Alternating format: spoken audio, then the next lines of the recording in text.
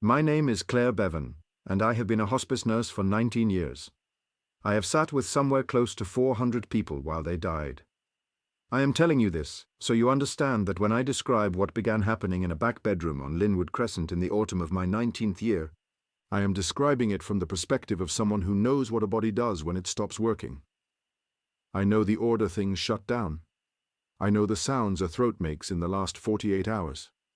I know what the skin of the hands looks like when the circulation pulls back into the trunk. I am not a person who confuses dying with anything else. Edmund Aldritch died for the first time at 11:58 on a Tuesday in late October.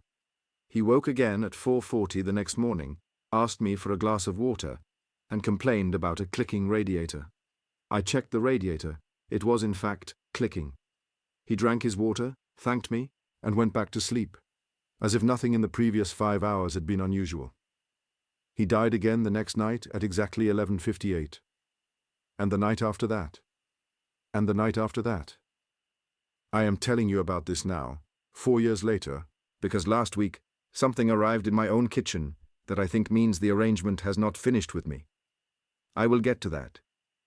But I have to walk through it in order, because the order is the only part of it I still trust. I work for a small private agency in a county I would rather not name. The agency is run out of a back office above a charity shop by a woman named Hetty, who used to be a district nurse and who keeps the books in a hand-bound ledger because she does not trust spreadsheets. There are 6 of us on the roster. We do 12-hour shifts, mostly overnights, sitting with patients whose families cannot manage the last weeks alone. We administer pain relief. We turn the patient. We keep the mouth moist. We change the pads. We note the vitals.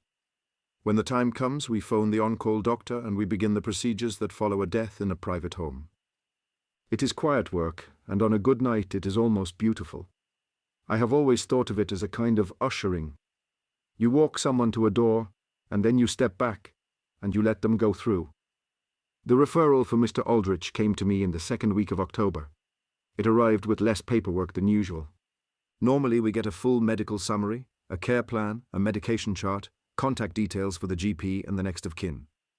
For Mr. Aldritch I received an address, a date of birth that made him 86, a diagnosis of advanced congestive heart failure with secondary renal involvement, and a short handwritten note from Hetty in her round, careful script. The note said, "Please follow the household routines without question. The family has been doing this a long time." I read that line twice. I assumed she meant the family had been caring for him a long time. We see that. Adult children who have been nursing a parent for years, who have developed their own small rituals, the order in which they like the pillows arranged, the brand of barrier cream, the way they want the curtains drawn.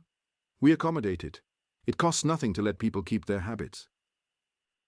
The house was a tall Victorian semi on a street of tall Victorian semis, set behind a low brick wall and a front garden that had been allowed to grow wild in a deliberate English sort of way. The door was answered by a woman in her late 50s, who introduced herself as Marion. She had the worn, careful face of someone who had been sleeping in shifts for years. Behind her in the hallway stood a younger man, maybe 30, who she introduced as her son, Peter. He nodded at me but did not speak. There was a smell in the hallway that I noticed straight away, because I always notice smells. It was not the smell of a sick room. Sick rooms smell of antiseptic and laundry and a particular sweetness underneath, the one you learn to recognize. This house smelled of beeswax and cold stone and something herbal I could not place.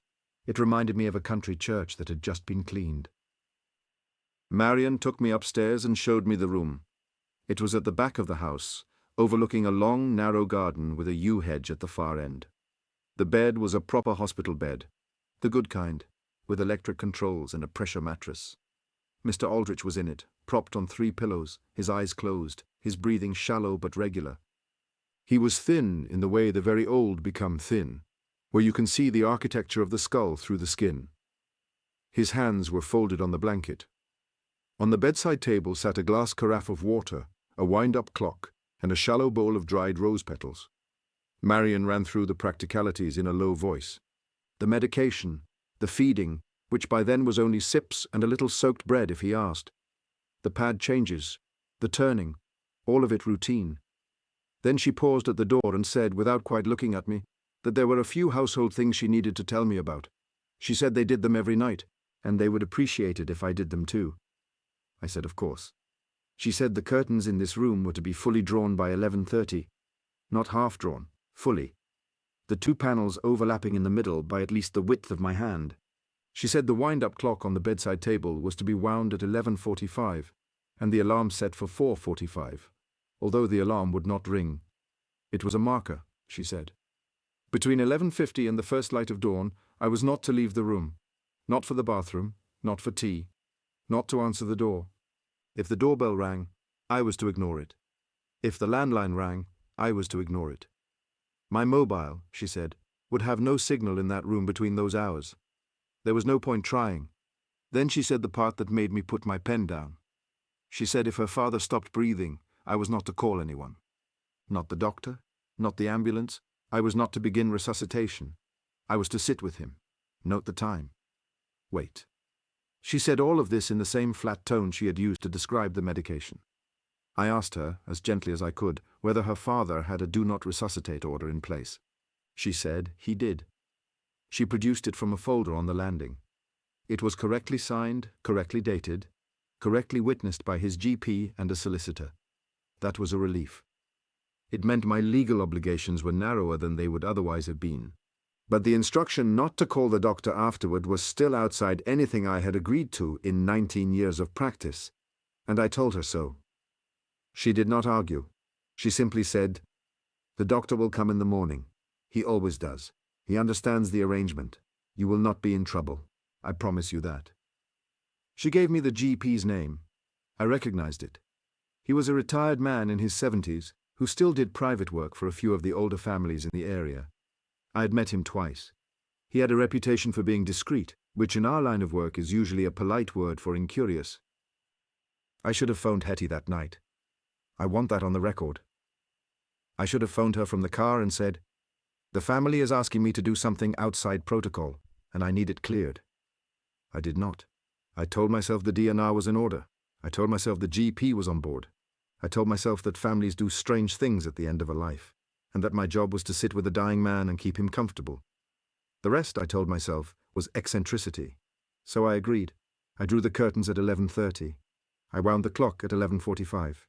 I sat in the upholstered chair beside the bed, and I watched Edmund Aldritch breathe. At 11:56, his breathing changed. It became shallower, and then it took on the pattern we call Cheney-Stokes, the long pauses between breaths that you learn to count almost without thinking. At 11:57, there was a pause of 14 seconds. At 11:58, he exhaled, a long, soft exhalation, and he did not inhale again. I noted the time. I leaned forward and felt for a carotid pulse. There was none. I lifted his eyelid. The pupil was fixed. I held the back of my hand near his mouth. There was no breath. There was no warmth. He was dead. I will not allow anyone to talk me out of that statement. Edmund Aldritch was dead at 11:58 on the 22nd of October. I sat back in the chair. I felt the way I always feel in those first minutes after a death, which is a kind of soft attention, a sense of having witnessed something I was meant to witness. I thought about going downstairs to tell Marion. I remembered I had been told not to leave the room. I thought about phoning the GP. I remembered I had been told not to. I felt a small, cold flicker of unease, and I overrode it, the way you override unease in this job 1,000 times across a career, because most of the time the unease is nothing. This was not most of the time. The radiator in the corner began to click. It was a small ticking sound, almost regular, like a metronome set too slow. I had not heard it click once in the 4 hours before. I made a note of it, because writing things down is what I do when something has begun to feel wrong. 11:59. Radiator commenced clicking. Patient deceased. No respiration, no pulse. At 12:03 the air in the room changed. I want to be careful about this, because I am not a person who reaches for the dramatic. The temperature dropped. I could feel it on the backs of my hands and on my face. It was not the way a draft feels. It was the way a walk-in cold store feels when you step into it from a warm corridor, even and present and waiting. The clock on the bedside table kept ticking. I watched my own breath because I half expected to see it, but I did not.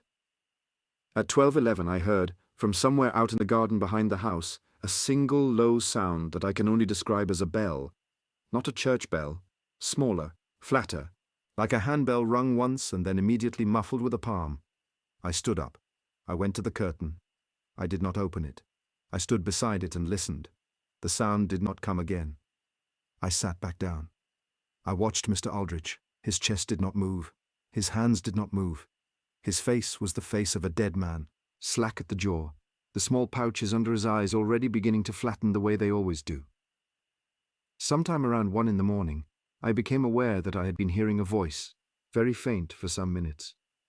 It was coming from downstairs.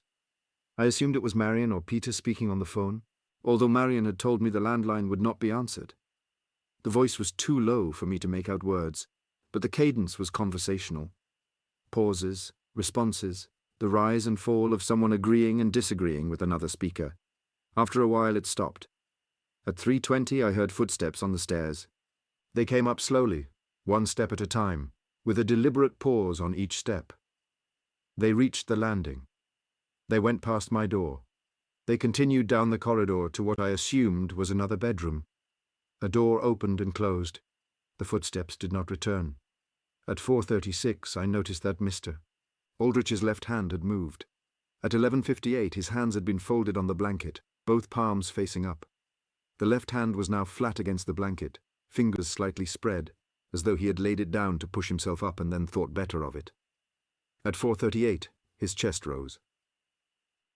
I want to try to tell you what that was like, and I find I cannot, quite. I have seen agonal breathing. I have seen the occasional posthumous gasp, the diaphragm firing one last time 20 minutes after death. This was not that. This was a slow, full, considered inhalation. The chest rose, the chest held, and the chest fell. Then it rose again. Within a minute his colour had begun to return. Within 2 minutes his eyelids fluttered. At 4:40 he opened his eyes, looked at me and said in a perfectly clear voice, "I would like a glass of water, please." And then he said, "That radiator is clicking again. Could you have a look at it before you go?" I poured him the glass of water. My hands did not shake, which surprised me. I helped him sit up enough to drink. I checked the radiator. There was a small piece of copper pipe behind it that was loose against the wall bracket. I wedged it with a folded tissue and the clicking stopped. He thanked me. He closed his eyes. He went to sleep. At 6:12 the sun came up over the yew hedge at the end of the garden. I opened the curtains a hand's width, because it felt like the right thing to do, and the light fell in a thin gold line across the blanket. At 7, Marion came up with a cup of tea for me. She looked at her father, who was sleeping peacefully, and then she looked at me, and she said, "Was it all right?" I said yes. I said it because I did not know what else to say. I said it because I did not have a vocabulary for what had happened, and I have always been a person who prefers silence to imprecision. She nodded. She said, "The doctor will be along at 9. You can go home after that. We would like you back tonight at 8 if you can manage it." I could manage it. I drove home in the early traffic with both hands tight on the wheel. I told myself I would think about it after I had slept. I went to bed at 8 in the morning with the curtains in my own room, half drawn, and I slept badly, the way I always sleep in daylight. I dreamed of the bell in the garden, although in the dream the bell was much larger and was being rung by someone standing on the far side of the yew hedge whose face I could not see. I woke at 4 in the afternoon. I made coffee. I sat at my kitchen table for an hour with my notebook open in front of me, reading the entries from the night before, looking for the line where I had imagined something. I did not find it. The entries were the entries of a careful nurse making careful observations. The patient had died at 11:58. The patient had revived at 4:38. The patient had asked for water and complained about a radiator. Those were the facts. The facts did not change because I wanted them to. I drove back to Linwood Crescent at 8 that evening. Mr. Aldritch was awake and lucid. He was sitting up against his pillows reading a large print novel. He greeted me by name, which surprised me, because I did not remember telling him my name. He asked how the drive-in had been. He commented on the weather. He was, by every clinical measure I could apply, a frail but stable elderly man with end-stage heart failure who was nevertheless having a good day. At 11:30 I drew the curtains. At 11:45 I wound the clock. At 11:58 he died again. The pattern was the same, the pause in the breathing, the long exhalation, the absence of pulse, the fixed pupil, The cold in the room arriving a few minutes later, the bell in the garden, this time at 12:14. The footsteps on the stairs around 3, the hand moving just before 4:40, the full inhalation, the return of color, the opening of the eyes. This time he asked for the water and then said, "The lamp on the landing is going to need a new bulb. It flickered 3 times last night." I had not noticed any flickering of any lamp. I went out at dawn and checked. The landing bulb was in fact dim and pulsing very slightly. I made a note to mention it to Marion. I sat with Mr. Aldritch every night for the next 11 nights. He died every night at 11:58. He woke every morning between 4:36 and 4:42. The variation in the waking time was, as far as I could tell, a function of the length of the bell sound in the garden, which was sometimes longer and sometimes shorter, although I never heard more than 1 bell per night. The doctor came every morning at 9. He listened to Mr. Aldrich's chest. He checked his blood pressure, he wrote in the chart, he had a cup of tea with Marion in the kitchen, and he left. I tried, on the 3rd morning, to mention what was happening overnight. I phrased it carefully. I said, "Has anyone discussed with you the pattern of the patient's vitals between midnight and dawn?" He looked at me over his glasses, in the way that older male doctors have perfected, and he said, "Mrs. Bevan, the family has their routines, and we respect them. If you find you cannot, I am sure Hetty can reassign you." He said it pleasantly. It was a threat. I understood it as one. I did not phone Hetty. I want that on the record too. On the 5th night I broke a rule. I want to be clear that I did it deliberately, not out of panic. At 12:40, while Mr. Aldritch was dead and the room was cold and the bell had already rung in the garden, I stood up from the chair. I walked to the bedroom door. I turned the handle slowly. I opened it. I stepped out onto the landing. The landing was darker than it should have been. The lamp that needed a new bulb was off entirely now. The herbal smell from the hallway was stronger, and underneath it there was something I had not smelled in the house before, which was the wet stone smell of a cellar after rain. The corridor stretched away toward the front of the house. At the far end, near the top of the stairs, someone was standing. It was a man. He was tall and thin, and he was wearing what I first took to be a long dark coat, and then realized was something closer to a cassock. A single garment that went from his shoulders to the floor. His back was to me. His head was bent slightly, as though he were listening to something downstairs. I could see the back of his head and his neck. The hair was grey and cropped close. The neck was very pale and very smooth, and the wrong kind of smooth, like wax that had been polished. I did not move. I did not breathe. For perhaps 10 seconds I stood there. Then, without turning around, he raised his right hand and held it out to the side, palm down, fingers slightly spread, in a gesture that I can only describe as a request for stillness. The way you would gesture to a dog you wanted to stay. He held the gesture for 2 or 3 seconds, then he lowered his hand and continued to stand and listen. I stepped back into the bedroom. I closed the door without sound. I sat in the chair. I did not move again until 4:38, when Mr. Aldrich's chest rose, and he opened his eyes and he said, "You went out onto the landing last night, didn't you?" He said it without any particular inflection. Then he said, "Please don't do that again. He doesn't like to be seen from behind. He prefers to be the one looking." I asked him who. I asked very quietly. He said, "The one who comes for the bell." He said it the way you might refer to a tradesman who came weekly. He said, "My family has had an arrangement with him for a long time. I'm sorry no one explained it properly. Marion finds it difficult to talk about. The short version is that I am owed somewhere. I have not yet gone. In the meantime he comes and he checks. He has been coming for nearly 40 years. I was supposed to go in my 40s. There was an understanding reached. The understanding requires that he be allowed his visit, and that I be available for it, and that no one observe him. As long as those conditions are met, I am permitted to continue. The mornings are mine, the nights are his. The arrangement is, on the whole, generous." I asked him what would happen if the conditions were not met. He thought about it. He said, "I would go. That part is straightforward. What is less straightforward is what would happen to whoever had caused the conditions to fail. He has, on occasion, taken people in place of what he was owed. It does not happen often, but it has happened. I am telling you this because I like you, Mrs. Bevan, and I do not want you to be careless."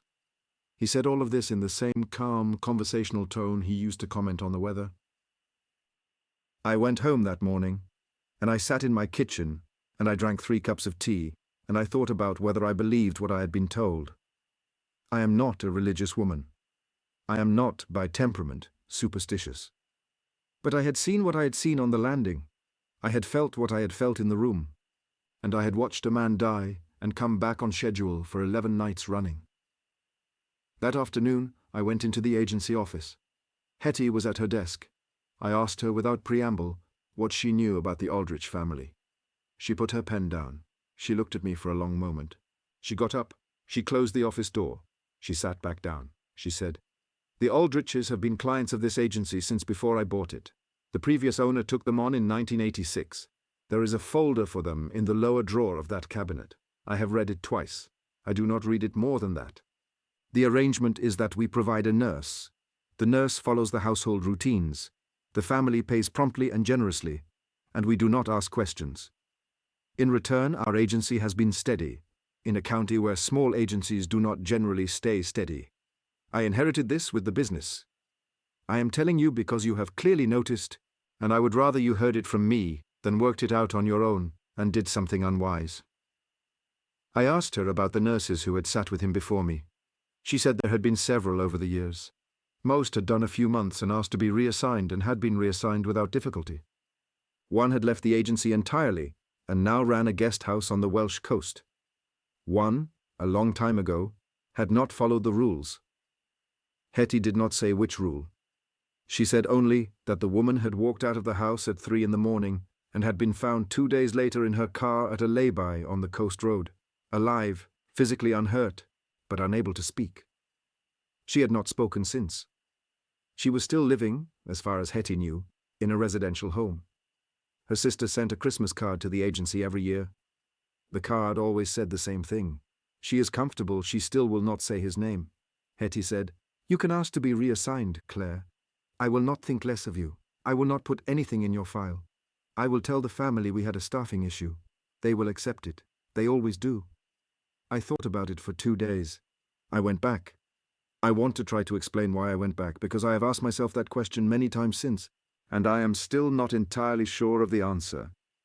Part of it was Mr. Aldritch himself. I had grown fond of him in the way you grow fond of patients who are lucid and courteous and grateful. Part of it was the worry that if I left, someone else would be sent, and someone else might be less careful. Part of it was, and I will admit this plainly, curiosity. I had spent 19 years walking people to a door and watching them go through. I had now met a man who had been standing at the door for 40 years, holding it ajar with both hands, and I wanted to understand how. I went back on the 14th night. Mr. Aldritch was pleased to see me. He said, "I was worried you might not come back." I told him I had considered it. He said, "That is sensible. Sensible people are the right people for this work." That night I followed every rule. I drew the curtains by 11:30. I wound the clock at 11:45. I sat in the chair. He died at 11:58. The room cooled. The bell rang in the garden at 12:19. The footsteps came up the stairs at 3:04. They went past my door. A door opened and closed at the front of the corridor. The footsteps did not return.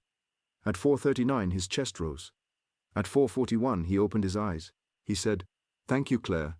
You are very good at this." On the 15th night I noticed something new. The footsteps on the stairs were heavier than they had been on the previous nights. The pattern of pauses was the same, 1 step pause, 1 step pause, but the weight on each step was greater, as though the person climbing had grown larger, or as though there were now 2 people climbing in perfect unison. On the 16th night, the bell in the garden rang twice. The second ring was much closer to the house than the first. On the 17th night, when the footsteps reached the landing, they paused outside my door, for what my watch told me was 11 seconds. I sat very still. I did not look at the door. I looked at Mr. Aldrich's face, which was the face of a dead man, and I waited. The footsteps went on past. The door at the end of the corridor opened and closed. On the 18th night, Mr. Aldritch, when he woke at 4:40, did not ask for water. He looked at me for a long time. Then he said, "Claire, he is curious about you." He has not been curious about a nurse since the woman who lost her speech.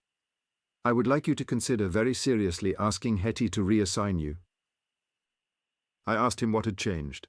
He said, "You have been here long enough to be counted. That is how it works.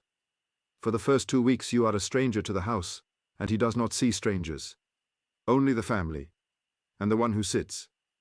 After 2 weeks the house begins to consider you part of the arrangement. After 3 weeks he begins to consider you part of the arrangement. Once he considers you part of the arrangement, he begins to wonder whether you might serve in my place. He is patient. He is not in a hurry, but he is, as I say, curious. I asked him what I should do. He said, "Finish this week. Be perfect this week. Draw the curtains. Wind the clock. Do not leave the room. Do not look at the door when the footsteps pause. Do not look out of the window when the bell rings. On Sunday morning, ask Hetty to reassign you. She will. The house will accept the change.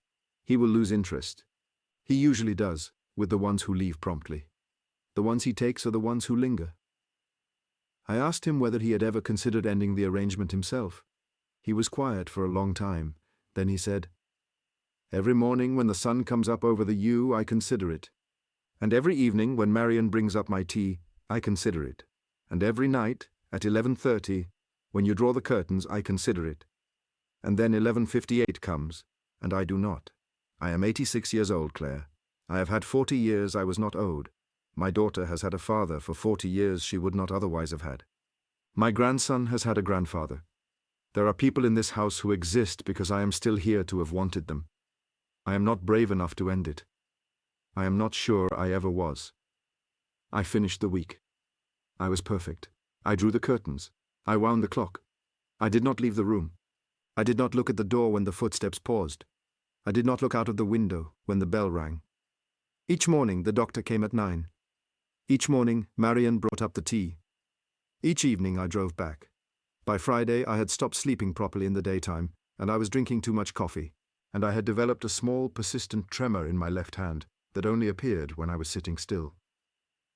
On Sunday morning I drove to the agency office.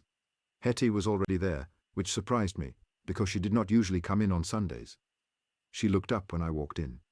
She said, "You've come to ask to be reassigned." I said yes. She nodded. She said, "I will make the call this afternoon. There is a woman in Bristol who has done this before. She knows the house. She will come up Tuesday. You'll do tonight and Monday, and then you're done." I did Sunday night. It was uneventful. I did Monday night. It was uneventful, except that when the footsteps reached the landing, they did not pause outside my door at all. They went straight past, with the same weight as on a normal night, neither curious nor disappointed. I took that to be a good sign. The house had accepted my leaving. He had lost interest. The arrangement would absorb the new nurse, and the old nurse would be released. On Tuesday morning at 4:40, Mr. Aldritch opened his eyes and looked at me for what felt like a long time. He said, "Claire, thank you. He was very good to you in the end, better than he is to most." Then he said, "One more thing. When you get home this morning, your hallway clock will have stopped. Do not wind it. Take it down. Put it in a box. Put the box in the attic. Do not look at it again. Do you understand?" I said I understood. I drove home through the early traffic with both hands on the wheel. I let myself in through the front door.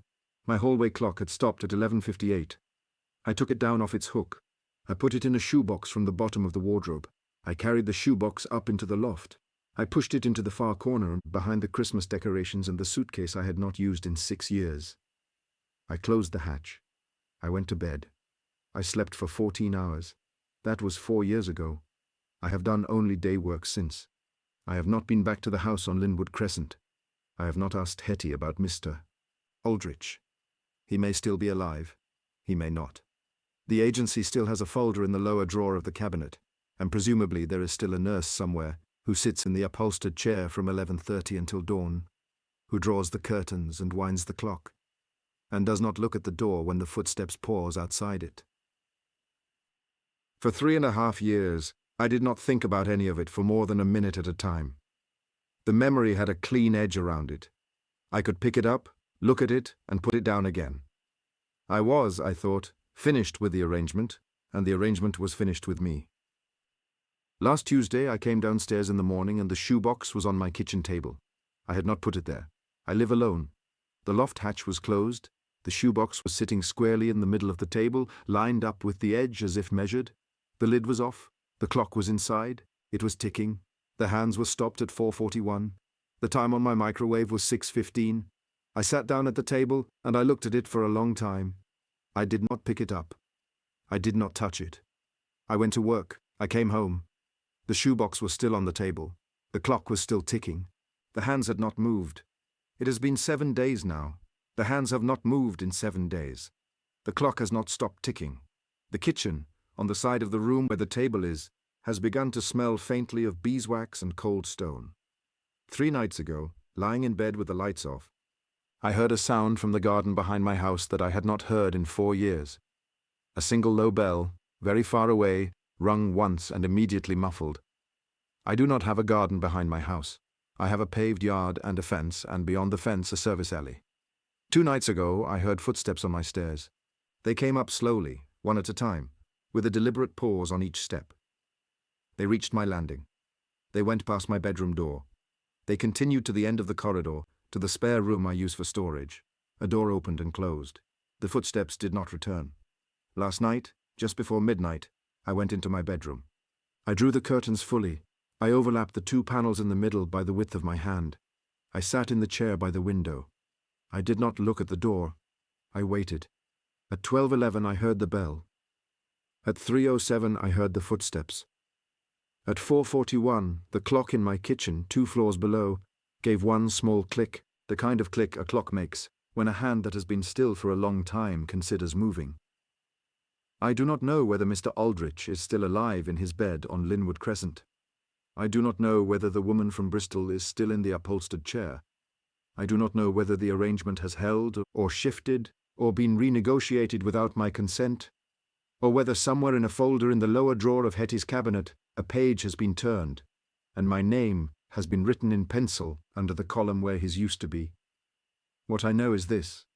Tonight, at 11:30, I will draw the curtains in my bedroom again. I will sit in the chair. I will not look at the door. I will not go down to the kitchen to look at the clock. I will wait for the sun to come up over a hedge I do not have, in a garden I do not own, behind a house that was never part of the arrangement. And I will hope, as I've hoped every night this week, that the footsteps on my stairs walk past my door the way they did last night, and the night before, and the night before that. Because the night they stop and pause and wait for 11 seconds outside my bedroom, I will know which one of us is now the patient, and which one of us is now the door being held ajar,